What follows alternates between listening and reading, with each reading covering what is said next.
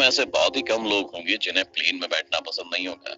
आप में से बहुत से लोग प्लेन में बैठे भी होंगे और बहुत से बैठना चाहते होंगे। अब प्लेन से जुड़ी एक और शानदार कहानी आपने सुनी होगी, लेकिन आज की कहानी वाकई में आश्चर्य से भरी हुई है।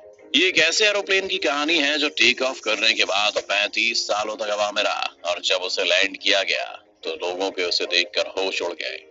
जी हाँ दोस्तों, बहुत सारे लोग इस घटना को टाइम ट्रैवल से जोड़ते हैं, तो बहुत से लोग ऐसे भी हैं जो इस घटना को एक भूतिया घटना से जोड़ते हैं। घटना कुछ भी हो, लेकिन इस प्लेन की कहानी चौंकाने वाली जरूर है। आप खुद इस कहानी को पहले सुनिए और फिर आप खुद तय करके कमेंट में बताइए।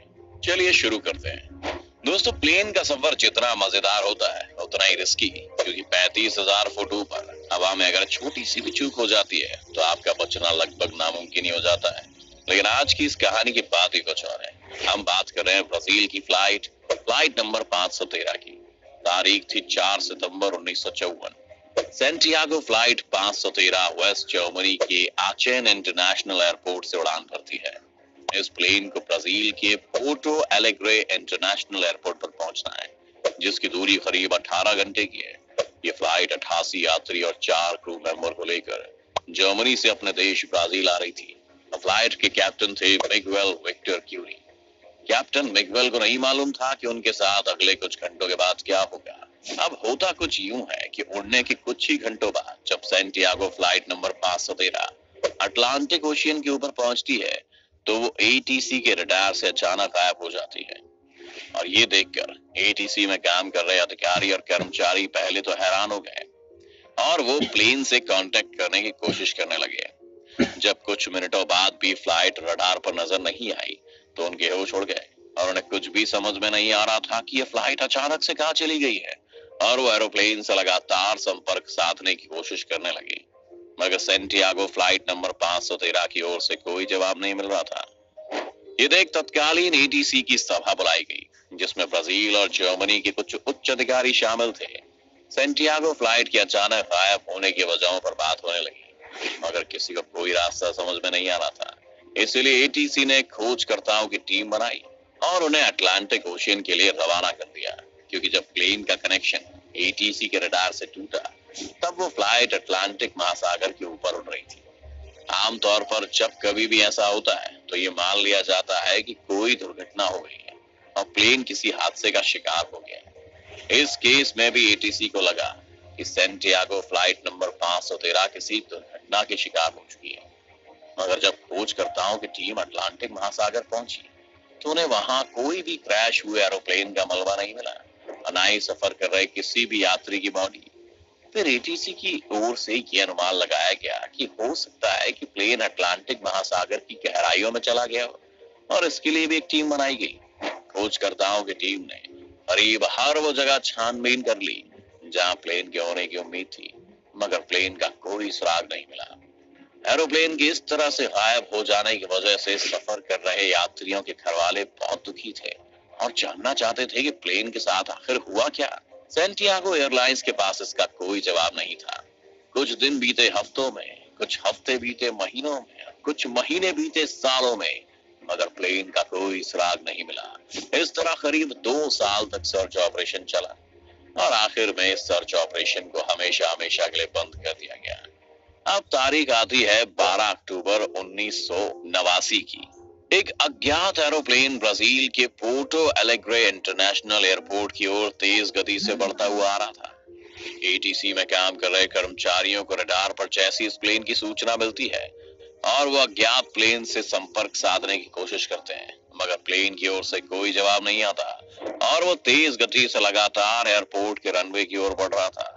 लगातार प्लेन से संपर्क साधने की कोशिश जब नाकाम हो जाती है तो आनन फानन में रनवे को खाली कराया जाता है और कुछ ही मिनटों के बाद एक अज्ञात फ्लाइट ब्राजील के एयरपोर्ट पर लैंड कर जाती है। एटीसी के अधिकारी और कर्मचारी तुरंत अपने ऑफिस से निकलकर रनवे की ओर भागते हैं और जब वो वहां पर पहुंचते हैं तो उन्हें जो दिखाई देता है वो देखकर उनके पैरों तले जमीन खिसक जाती है, क्योंकि वो अज्ञात फ्लाइट उसी सेंटियागो एयरलाइन कंपनी की थी और ये कंपनी 1956 को ही बंद हो चुकी थी। यानी ठीक सेंटियागो फ्लाइट नंबर 513 के गायब होने के 2 साल बाद। जो भी अधिकारी और कर्मचारी इस प्लेन को भी देख रहे थे वो प्लेन बिल्कुल नया जैसा लग रहा था। उन्हें कुछ समझ में नहीं आ रहा था कि आखिर जिस कंपनी को बंद हुए 33 साल हो चुके हैं, उसका नया प्लेन रनवे पर कैसे लैंड कर सकता है। उन्होंने कर्मचारियों को प्लेन के अंदर जाकर देखने के लिए कहा और जैसे ही वे लोग अंदर गए, उनके मुंह से चीख निकल गई। प्लेन पूरा कंकाल से भरा हुआ था। हर सीट पर कंकाल बैठे हुए थे और जब उन्होंने कॉकपिट का दरवाजा खोला तो प्लेन चला रहे फ्लाइट के कैप्टन मिगुएल विक्टर क्यूरी के हाथों में प्लेन का कंट्रोल था और वो भी मर चुके थे।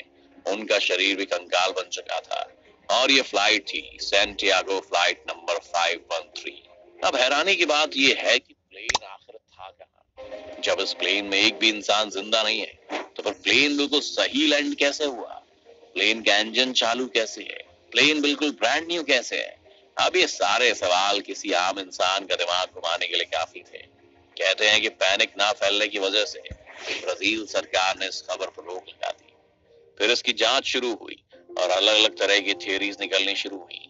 सबसे पहली थियोरी ये आई कि ये प्लेन उड़ने के बाद किसी टाइम ट्रैवल में फंस गया, यानी किसी ब्लैक होल के अंदर चला गया था, जिसकी रेडिएशन से इन सारे लोगों की ये हालत हो गई।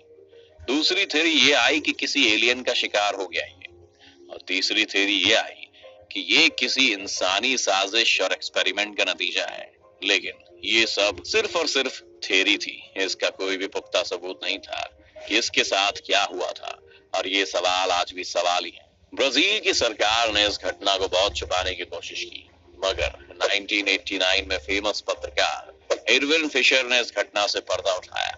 उन्होंने एक आर्टिकल में इस पूरी घटना को छापा। जैसे ही घटना अखबार में छपी, लोगों के बीच फैली सैंटियागो नंबर 513 की कहानी ऐसे फैली जैसे जंगल में आग। लेकिन एडविन ने इस खबर का कोई पुख्ता सबूत नहीं दिया था। मसलन सिर्फ एक एरोप्लेन की फोटो अखबार में थी, कोई कंकाल की फोटो नहीं थी। इसलिए इस कहानी को लोगों ने दो थोड़ों में बांट दिया, जिसमें से कुछ लोग इसे सही मान रहे थे और टाइम ट्रैवल और भूत जैसी चीजों से रिलेट कर रहे थे, तो वही दूसरे लोग भी थे जो इस खबर को सिर्फ पब्लिसिटी स्टंट मान रहे थे और इस खबर को झूठ के सिवा कुछ नहीं बताते। आपको क्या लगता है?